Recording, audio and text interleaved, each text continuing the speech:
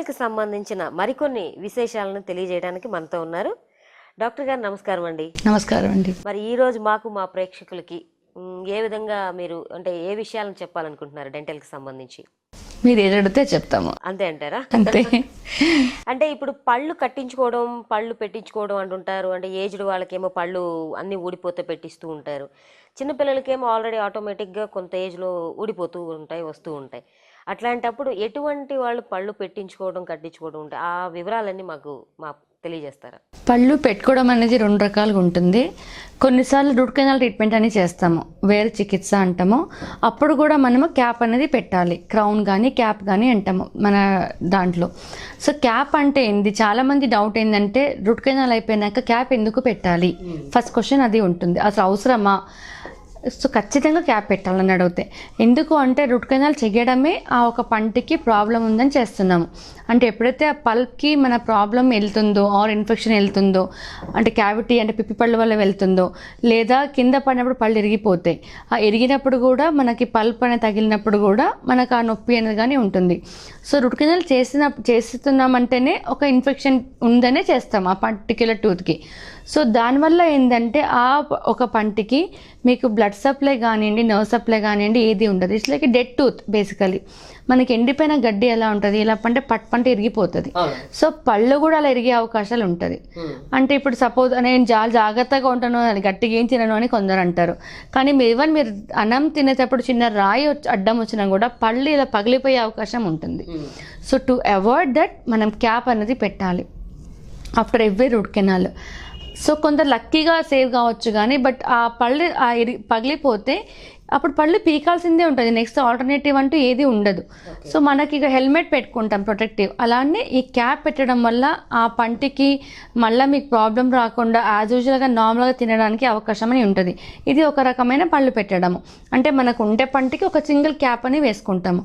కొన్నిసార్లు ఏమవుతుంది, బాగా ఇన్ఫెక్షన్ వల్లనో లేకపోతే పళ్ళు బాగా డ్యామేజ్ కావడం వల్ల పళ్ళు పీకేసినవచ్చు, లేకపోతే పళ్ళు ఊడిపోవచ్చు. అలాంటప్పుడు కూడా పళ్ళు పెట్టడం అనేది ఉంటుంది. అది మళ్ళీ రెండు రకాలుగా ఉంటుంది. అది ఒకటి బ్రిడ్జ్ అని ఒకటి ఉంటుంది, ఇంప్లాంట్ అని కూడా ఉంటుంది. బ్రిడ్జ్ అంటే ఏంటంటే మనకు మామూలుగా జనరల్గా కూడా రివర్ పైన కానీ బ్రిడ్జ్ అని వినే ఉంటారు. అంటే ఒక సైడ్ నుంచి ఇంకొక సైడ్ నుంచి కనెక్ట్ చేయడం దాన్ని బ్రిడ్జ్ అంటారు. సో అక్కడ ఏం చేస్తామంటే మనము ఒక మధ్యలో ఒక పళ్ళు పోయింది ఇలా అనుకుంటే ఈ పక్క పంటి సపోర్ట్ తీసుకుంటాము. సో తీసుకునేసి 3 పళ్ళు వస్తాయి అక్కడ. అంటే సపోజ్ ఫర్ ఎగ్జాంపుల్ ఒక టూత్ పోతే ముందు ఒక పళ్ళు వెనక ఒక పళ్ళు సపోర్ట్ తీసుకొని ఆ పళ్ళు కట్టడం దాన్ని బ్రిడ్జ్ అంటాము. పంటి సపోర్ట్ తీసుకుని బ్రిడ్జ్ అంటారు.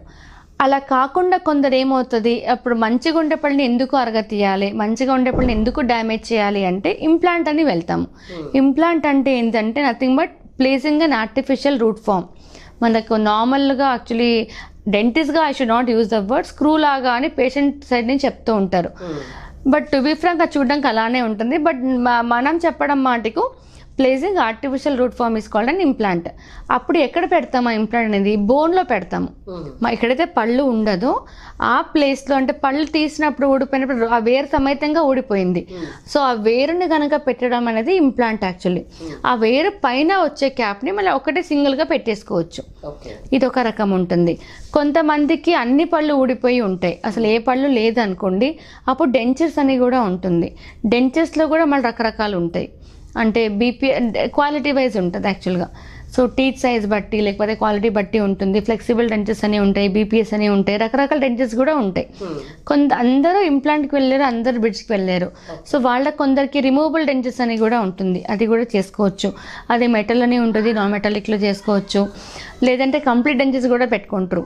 సో అంటే పేషెంట్ ఒక రిక్వైర్మెంట్ బట్టి, వాళ్ళ ఒక ఏం కావాలో దాన్ని బట్టి, వాళ్ళకి ఏది సెట్ అవుతుందో, వాళ్ళకి ఏది సూట్ అవుతుందో దాన్ని బట్టి మనం ప్లేస్మెంట్ అనేది చేస్తాం ఇక్కడ. అంటే డాక్టర్ గారు అది బాగా చెప్పారు, కరెక్టే అండి. కొంతమందికి ఏంటంటే ఈ డెంటల్గా ఒక్కొక్క చోట పోతుంది కాకుండా ఆఫ్ పన్ను అనేది పోవటం, కింద కొంత ఉండిపోతుంది, లేదంటే ఆఫ్ పోతుంది, కొంచెం పోతుంది, అలాంటి వాళ్ళకి ఎటువంటి ట్రీట్మెంట్ అనేది ఉంటుంది? అంటే కొందరికి ఏమవుతుందంటే ఎనామెల్ హైపోప్లేసియా అంటామో, డెంటినల్ హైపోప్లేసియా అంటామో. అంటే మనకుండే ఎనామెల్ అనేది చాలా వీక్ ఉంటుంది కొంతమందిలో. అప్పుడు ఏమవుతుందంటే ఎనామెల్ మనకు పగిలిపోవడం జరుగుతూ ఉంటుంది. ఆరెల్స్ కొంతమందికి వాటర్ ఫ్లోరోసిస్, ఎస్పెషల్లీ నల్గొండ కానివ్వండి, లేకపోతే మహబూబ్నగర్ కానివ్వండి, ఒంగోలు కానివ్వండి, ఆ ఫ్లోరైడ్ వల్ల పళ్ళు పచ్చబడిపోతూ ఉంటుంది, ఎల్లోయిష్ ఉంటాయి బాగా. సో వాళ్ళకు కూడా తొందరగా క్యావిటీ అనేది వస్తుంది. సో అట్లాంటప్పుడు కూడా మనము ట్రీట్మెంట్ చేయడానికి ఖచ్చితంగా అవకాశం అనేది ఉంటుంది. సో వాళ్ళ స్టేజ్ బట్టి, లైక్ వాళ్ళు ఏ స్టేజ్లో ఉన్నారు, ఎంతవరకు డ్యామేజ్ అయినాయి టీత్. సో మనకు సపోజ్ రూట్ బాగుంది, ఒక పైన క్రౌన్ పోర్షనే పోయింది అనుకోండి, అప్పుడు మనం ఆ పళ్ళు పీకకుండా ఆ వేర్ని అలానే ఉంచేసి దానికి పోస్ట్ అండ్ కోర్ అనే ఒక మెథడ్ ఉంటుంది, అలా పెట్టి కూడా మనము పళ్ళు పెట్టడానికి అవకాశాలు ఉన్నాయి. ఓకే, అంటే పూర్తిగా తీసేనా పెట్టొచ్చు, లేదంటే సగం విరిగిపోయినా కూడా చేసుకోవడానికి అవకాశం ఉంటుంది. కొంతమందికి ఏదైనా యాక్సిడెంటల్ గా కావచ్చు, సంథింగ్ ముందు పళ్ళు కొంత సగం సగం పోతూ ఉంటాయి, అట్లాంటి వాళ్ళకి ఇది పెట్టడానికి అవకాశం ఉంది. అలా మొత్తం అలా సపోజ్ చిన్న ఏజ్ ఉంది, రూట్ చాలా స్ట్రాంగ్ ఉంటుంది వాళ్ళకి, అలాంటప్పుడు పైన ఇరిగిపోయిన మాత్రంగా పళ్ళు మొత్తం తీసేయాలని ఏం లేదు. ఈవెన్ మనకు గమ్ లెవెల్ వరకు ఉన్నా కూడా మనం పోస్టంగో మెథడ్ లో పళ్ళు మోడిఫై చేసుకొని పెట్టుకోవడానికి అవకాశం ఉన్నాయి. ఎక్కువగా స్పోర్ట్స్ లో ఉన్న వాళ్ళకి, లేదంటే సంథింగ్ డ్యామేజెస్ అనేది ఉన్న వాళ్ళకి, అవును, ఇట్లాంటి వాళ్ళందరికీ కొంచెం యాక్సిడెంట్లు గానీ జరుగుతూ ఉంటాయి, చేర్చడానికి ఉందండి, అవకాశం ఉంది. అది కొంతమందికి పళ్ళు కదిలిపోతూ ఉంటుంటాయి, కదులుతున్నాయి, నొప్పిగా ఉంటుంది, అది ఇది అని అంటుంటారు, అది ఎందుకు జరుగుతుంది? పళ్ళు కదలడం అనేది బేసిక్ గా లైక్ గమ్ ప్రాబ్లం ఉన్నప్పుడు, చిగుళ్ళు వ్యాధి ఉన్నప్పుడు, లేకపోతే బోన్ అనేది చాలా వీక్ ఉంటుంది కొందరికి, డయాబెటిక్ ఉంటారు కొందరు, అలాంటి వాళ్ళకి కూడా తొందరగా బోన్ అనేది అరుగుతూ ఉంటుంది. Even smoking it's very dangerous actually. Smoke చేసే వాళ్ళకి మటుకు వాళ్ళకి మీరు గమనిస్తే, మీరు రేషియో కనుక చూస్తే ఖచ్చితంగా వాళ్ళకి బోన్ తగ్గుతూ ఉంటుంది. సో వాళ్ళకి కోపం వస్తుంది, ఎందుకంటే they enjoy the smoking actually. But ఆ రిజల్ట్ ఎక్కడ కనిపిస్తుంది? ఈ కొన్ని రోజులు అయినాక పళ్ళు కదులుతూ ఉంటే అప్పుడు వాళ్ళు రియలైజ్ అయ్యి మానేస్తామంటారు, అట్లీస్ట్ గుడ్ అప్పుడైనా మానేస్తారు. కొంచెం అది కూడా మానేరు, అప్పుడు ఇంకా ఎక్కువ ప్రాబ్లంలో వాళ్ళు ఫేస్ చేసే అవకాశాలు ఉంటాయి. ఓకే, ఇంకా డెంటల్కి సంబంధించి ఎటువంటి ట్రీట్మెంట్స్ ఇంకా ఎక్కువగా అడ్వాన్స్డ్గా ఉన్నాయంటారు? మన దేశంలో ఉన్నాయా? అన్నీ ఉన్నాయండి, ఇప్పుడు ఇండియా ఎక్కడ కూడా తక్కువ లేదు. సో అన్నీ అందుబాటులో ఉన్నాయి. ఇప్పుడు మా దగ్గర వచ్చేది ఒక చైర్ ఉంది, ఆక్రోపాలిస్ అని. దాంట్లో ఏంటంటే మీకు ఇట్ ఇంక్లూడింగ్ ఈసీజీ మిషన్ కానివ్వండి, బీపీ ఆపరేటర్స్ కానీ, ఈవెన్ ఇంక్లూడింగ్ ద మన స్మాల్ ఆక్సిజన్ సిలిండర్ కూడా ఉంటుంది. సో మన జనరల్గా ఎలా ఉంటుంది, బీపీ ఉన్నారు పేషెంట్, కార్డియాక్ పేషెంట్, మనం డెంటల్ ట్రీట్మెంట్ చేయించుకోవాలి, కానీ చేయించడానికి అవకాశం లేదు. ఎందుకంటే పేషెంట్కి ఇవన్నీ ఉన్నాయి కాబట్టి ఎక్కడ కంగారు పడిపోతారో, ఎక్కడ ఇబ్బంది పడతారో అని ఉంటుంది. కానీ మన దగ్గర ఏంటంటే ఈ చైర్ వల్ల మీకు అటాచ్డ్ ఉంటుంది, పల్స్ ఆక్సిమీటర్ ఉంటుంది. సో పేషెంట్ని ఎప్పటికప్పుడు మానిటర్ చేస్తూ ఉంటాము. సో అలాంటి వాళ్ళకి కూడా, ఎనీ కాంప్లికేటెడ్ వాళ్ళకి కూడా we are able to treat comfortably in ఆ డెంటల్ చైర్. ఓకే, అంటే ఆ చైర్ వల్ల అంత యూజ్ ఉంది? అంత యూజ్ ఉందండి. మనది ఫస్ట్ ఇండియాలో ఫస్ట్ టైం మనమే ఓపెన్ చేసాం అది యాక్చువల్గా హైదరాబాద్లో. ఆల్ ఓవర్ ఇండియాలో? ఆల్ ఓవర్ ఇండియాలో. ఆక్రోపాలిస్ చైర్ అని, దాంట్లో మీకు వచ్చేసి ఈసీజీ దానికి అటాచ్ అయ్యి ఉంటుంది. మీకు ఒక మామూలుగా ఐసీయూలో ఒక మానిటర్ ఉంటుంది, అన్ని కనిపిస్తూ ఉంటాయి. అదే మానిటర్ మన డెంటల్ చైర్కి ఫిక్స్ అయ్యి ఉంటుంది. సో అండ్ చిన్న ఒక ఆక్సిజన్ సిలిండర్ కూడా ఉంటుంది, మాస్క్ ఉంటుంది. And we have got a train nurse and train staff and technician to ఎంతవరకు వాళ్ళకి రిలీజ్ చేయాలి ఆక్సిజన్ ఎమర్జెన్సీలో కూడా, అది కూడా ఉంది. అలా ఉన్నప్పుడు ఏంటంటే పేషెంట్ని అప్పటికప్పుడు చూస్తాం కాబట్టి, మన జనరల్గా ఎలా ఉంటుంది, నోట్లో చేస్తున్నప్పుడు వాళ్ళు మాట్లాడలేరు.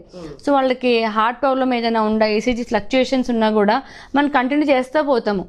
సో అలా భయపడకుండా మనకు మానిటర్లో కనిపిస్తూ ఉంటారు కదా, లైక్ అలార్మింగ్ యాక్చువల్లీ. సో ఇమీడియట్గా ఏదైనా ప్రాబ్లం ఉన్నా కూడా we are able to treat them. Doctor గారు, కొంతమందికి పళ్ళు తీసేసినప్పుడు, బ్లడ్ వస్తున్నప్పుడు ఐస్ క్రీమ్, ఐస్ పెట్టమని చెప్తూ ఉంటారు, అది ఎందుకంటారు? జనరల్గా చాలా మందికి వాసో కన్స్ట్రక్షన్ అని యాక్చువల్లీ ఏంటంటే, మనం పళ్ళు తీసినప్పుడు ఎవరికైనా సరే, ఇప్పుడు చాలా మందిని చూడండి ప్రాబ్లం ఉంది, like especially wisdom tooth problem, suppose for example 17 years నుంచి స్టార్ట్ అవుతుంది. సో వాళ్ళు ఏం చేస్తారు, పళ్ళు నొప్పి రాగానే ఇంట్లో ఎవరో సలహాలు ఇస్తారు, వేడి కాపమనో జెండుబాం రాయమను. మనకేమవుతుంది, ఇన్ఫెక్షన్ ఉన్నప్పుడు, పస్తు ఉన్నప్పుడు వెన్నెలాగా యాక్చువల్గా ఇట్లా అలా ఉంటుంది.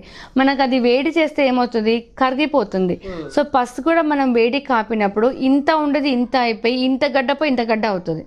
సో వాపు పెరుగుతుంది, నొప్పి ఎక్కువ అవుతుంది, కానీ తగ్గే అవకాశం ఉండదు. అందుకని అదే దాని బదులు మీరు చల్లగా అప్లై చేశారనుకోండి తగ్గడానికి అవకాశం అనేది ఉంటుంది. సో అందుకనే పళ్ళు తీసినప్పుడు కూడా వేడి కాపడము కానీ లేకపోతే ఏదైనా స్ప్లిట్ చేయడం కానివ్వండి చేసినప్పుడు పెరుగుతుంది ప్రాబ్లం.